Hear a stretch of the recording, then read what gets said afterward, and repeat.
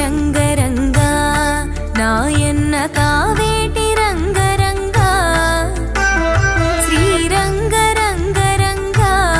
నిను బాసి నేనెట్లు మరచుందురా కంసుణ్ణి సంహరింప సద్గురుడు అవతారమెత్తెనప్పుడు దేవకీ గర్భమునను